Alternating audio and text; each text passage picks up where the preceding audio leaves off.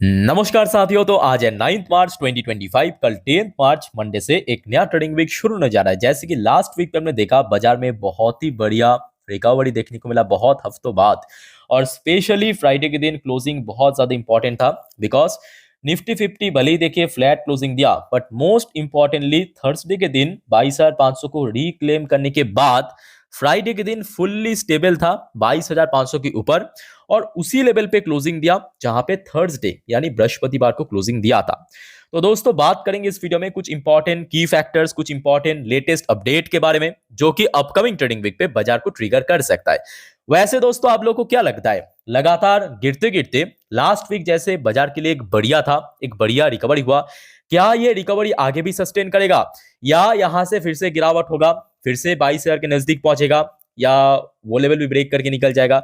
जो भी आपको लगता है आपके अनुसार प्लीज बताइए कमेंट करके कमेंट बॉक्स में। अब चलिए एक एक करके जो इंपॉर्टेंट की फैक्टर्स बाजार को ट्रिगर कर सकता है आपके साथ मैं शेयर करता हूं। Most importantly next trading week पे दो वाइटल इकोनॉमिकल डेटा आउट होगा। नंबर वन जो इंपॉर्टेंट डेटा है भारत की कंज्यूमर प्राइस इंडेक्स यानी सीपीआई इन्फ्लेशन डेटा। अब लास्ट मंथ पे यानी जनवरी की महीने पे हमने देखा था कि सीपीआई इन्फ्लेशन जो है फोरकास्ट से भी बहुत कम हुआ था। और मोस्ट इंपॉर्टेंटली आप देख सकते हो उसके पहले मतलब दिसंबर की डेटा के अनुसार भी बहुत ज्यादा ड्रॉप हुआ था। तो ये डेटा आपको मालूम पड़ेगा एग्जैक्ट 12 तारीख को। 12 तारीख आप देख सकते हो। इस बार जो आरबीआई की तरफ से फोरकास्ट आया है ओनली 4%, तो मतलब प्रीवियस मंथ पे जो आउट हुआ था 4.31%, उससे भी कम हो सकता है। जी हाँ, उससे भी कम होने का फोरकास्ट आया है आरबीआई की तरफ से। और अगर ऐसा हो गया तो डेफिनेटली उसका इंपैक्ट आपको नेक्स्ट डे मतलब बृहस्पतिवार को देखने को मिलेगा। बाय द वे 12 तारीख मतलब बुधवार को जब भी आउट होगा डेफिनेटली आपके साथ में शेयर कर दूंगा। ये सबसे वाइटल सबसे इंपॉर्टेंट इकोनॉमिकल डेटा। और दूसरा जो इंपॉर्टेंट डेटा दोस्तों ना केवल भारत की बल्कि उसके अलावा यूएस मतलब अमेरिका का भी consumer price index CPI inflation data out होगा। अब यूएस की डेटा बहुत इंपॉर्टेंट इसीलिए भी है बिकॉज देखिए इंडियन जो CPI inflation rate last month पे भले ड्रॉप हुआ था, बट यूएस की सीपीआई डेटा ना लास्ट मंथ पे बहुत खराब था। मैं आपको एक बार दिखा देता हूं, ये देखिए लास्ट मंथ पे जो फोरकास्ट आया था वहां का जो सेंट्रल बैंक फेडरल रिजर्व द्वारा 2.9% का, बट एक्चुअल डेटा दोस्तों 3% हुआ। तो मतलब जो फोरकास्ट आया था उससे ज्यादा हुआ था, है ना। और लगातार अगर आप नोटिस करेंगे यूएस की सीपीआई इन्फ्लेशन रेट बढ़ता जा रहा है, कंटिन्यूअसली बढ़ता जा रहा है। मैं आपको एक बार थोड़ा डेटा दिखा देता हूं, ये देखिए ये हो गया आपका सितंबर महीने का डेटा जो अक्टूबर में आउट हुआ था 2.4% था। उसके बाद देखिए आपके अक्टूबर महीने का डेटा जो नवंबर में आउट हुआ था 2.6%। नेक्स्ट देखिए नवंबर महीने का डेटा 2.7%। उसके बाद देखिए दिसंबर का डेटा 2.9%। और उसके बाद जनवरी का डेटा आप देखिए 3%। तो मतलब रैपिडली अगर आप देखेंगे 2.4% से नेक्स्ट 5 महीने पे 3% पे पहुंच चुका है। तो जिसके कारण जो यूएस की सीपीआई डेटा इस बार बहुत ज्यादा इंपॉर्टेंट है, बहुत ज्यादा इंपॉर्टेंट है। और खास तौर से जैसे कि आपको मालूम होगा कि यूएस मेनली आईटी हब है, तो इसका इंपैक्ट आपको एंटायर आईटी सेक्टर्स पे भी देखने को मिलेगा। ठीक है, ये दो वाइटल डेटा है। डेट आप थोड़ा सा नोट कर लीजिए क्योंकि डेट दोनों का ही सेम है 12 तारीख को। 12 तारीख को ये दोनों डेटा आपको मालूम पड़ेगा और डेफिनेटली जब भी आउट होगा आपके साथ में शेयर कर दूंगा। तो चैनल के साथ भी कनेक्टेड जरूर रहना। बाय द वे इसके अलावा देखिए और भी बहुत सारे इंपॉर्टेंट की फैक्टर्स है just like foreign institutional investors या फॉरेन पोर्टफोलियो इन्वेस्टर्स द्वारा लगातार सेल ऑफ करना। सेल ऑफ मतलब कितना सेल ऑफ, देखिए अभी तक जो मार्च का महीना खत्म हुआ है मतलब लास्ट वीक तक लगभग लगभग 25,000 करोड़ सेल कर दिया।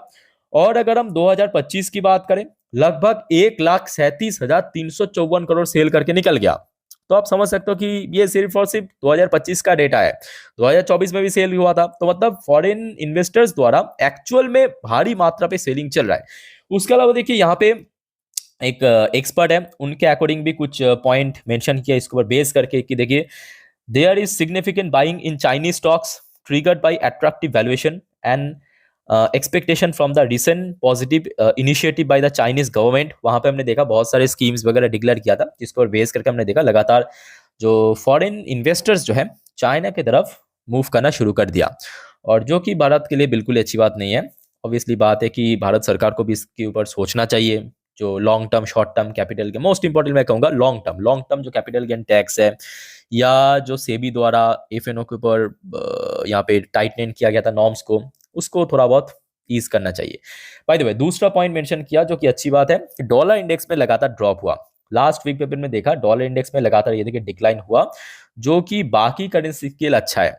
इवन यूएस की जो 10 साल की बॉन्ड डील है उस पर भी हमने देखा लगभग 4.2% की ड्रॉप हुआ, जो कि बाकी करेंसी की जो बॉन्ड है उसके लिए अच्छा है। तो कहीं ना कहीं डॉलर जो है ना, डॉलर जो है जितना वीक होगा, बाकी करेंसी डॉलर के अगेंस्ट में काफी हद तक स्टेबल एंड स्ट्रांग बनता जाएगा। ठीक है, मैं आपको दिखाऊंगा, उस टॉपिक पे भी हम आएंगे। और दूसरी बात देखिए, क्रूड ऑयल प्राइस के अंदर भी लास्ट वीक पे हमने देखा काफी गिरावट हुआ, चाहे हम ब्रेन क्रूड की बात करें या नॉर्मल क्रूड की बात करें। तो आप देख सकते हो ब्रेन क्रूड लगभग 3.8% नीचे आ चुका है लास्ट वीक पे। पांचवा पॉइंट मेंशन किया जाए कुछ इंपॉर्टेंट मैक्रो डेटा जो कि ऑलरेडी हम लोग देख चुके हैं, जैसे कि आपके सीपीआई इन्फ्लेशन हो गया भारत और अमेरिका का। इसके अलावा देखिए एक और इंपॉर्टेंट डेटा आउट होगा जो है इंडेक्स ऑफ इंडस्ट्रियल प्रोडक्शन, यानी IIP data, IIP data and consumer price index, मतलब सीपीआई इन्फ्लेशन डेटा भारत और अमेरिका का। ठीक है, और इसके अलावा आप देख सकते हो और भी कुछ छोटा मोटा डेटा, जैसे कि आपकी भारत की फॉरेक्स रिजर्व की डेटा आउट होगा, non firm payroll figure out होगा, यूएस का डेवलपमेंट ऑफ यूएस। ठीक है, ट्रेड टैरिफ के ऊपर भी नजर रखना, बिकॉज ये आज की डेट में काफी बड़ा मुद्दा बन चुका है। ठीक है, अब देखिए ये इसका कोई भरोसा नहीं, आज की डेट में सीरियसली बोलो, जो जियो पॉलिटिक्स है या ग्लोबल पॉलिटिक्स काफी बदल चुका है, पहले से काफी चेंज हो चुका है।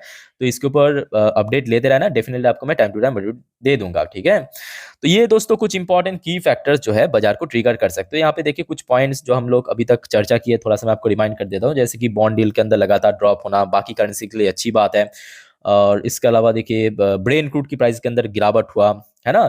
और इसके अलावा देखिए जो फॉरेन निवेशक द्वारा लगातार सेल ऑफ चल रहा है, ऑलमोस्ट 1,37,000 करोड़ 2025 में बेच चुका है। इसी महीनों पे आप देखिए अभी बस शुरू ही हुआ है, मार्च का महीना 25,000 करोड़ सेल करके निकल गया। इसके अलावा भारत और अमेरिका की जो सीपीआई इन्फ्लेशन डेटा आउट होगा 12 तारीख को। बाय द वे, इसके अलावा देखिए कुछ और भी इंपॉर्टेंट पॉइंट्स है, ये चर्चा करते हैं उसके बारे में। बट उसके पहले दोस्तों, अगर आपको वीडियो अभी तक अच्छा लगा, इन्फॉर्मेटिव लगा, प्लीज वीडियो को लाइक करना, और प्लीज दोस्तों चैनल को सब्सक्राइब करके जरूर रखना इस टाइप की इन्फॉर्मेटिव वीडियो हर रोज पाने के लिए। बाय द वे, आज रात की जो 10:30 की वीडियो आएगा ना इसी चैनल पे, उसको मिस मत करना, जिस पर हम आज पूरी दिन की लेटेस्ट अपडेट के साथ साथ कल market prediction, Nifty, bank Nifty analysis, resistance, support, सब कुछ बढ़िया से कवर करेंगे। ओके, तो वही सेम टाइम जो हर रोज आता है रात को 11:15 के आसपास मिल जाएगा आपको इसी चैनल पे। By the way, last night को, मतलब शुक्रवार रात को, जरा याद कीजिए, जब मैं रात की 10:30 की वीडियो रिकॉर्ड कर रहा था तब टाइम हुआ था लगभग 12:05, है ना। उस टाइम पे हमने देखा था यूएस मार्केट की मूड जो है थोड़ा सा खराब था, नेगेटिव में था। उसके बाद एक्चुअली कुछ ऐसा हुआ है कि डॉ जोन्स लगभग 1.5% की रिकवरी किया, क्लोजिंग भी आधा परसेंट ऊपर, बट 1.5% की रिकवरी हो गया था। नैस्डैक भी अगर आप देखेंगे 12 बजे के आसपास तकरीबन यहाँ पे था, उसके बाद देखिए लगभग 2.5% की रिकवर किया, बॉटम से लेकर टॉप तक अगर आप कैलकुलेट करेंगे। तो इसके पीछे जो मेन रीजन था, यूएस की जो सेंट्रल बैंक यानी फेडरल रिजर्व की चेयरमैन जेरोम पॉयल साहब ने कहा कि यूएस इकोनॉमी अभी काफी बढ़िया चल रहा है।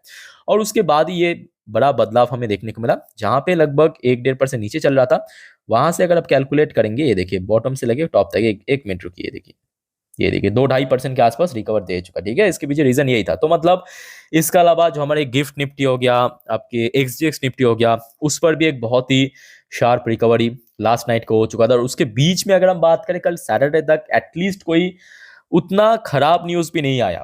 ठीक है, अब देखिए जरूरी नहीं है कि अभी तक सब कुछ बढ़िया, मतलब कल सुबह तक बढ़िया रहेगा।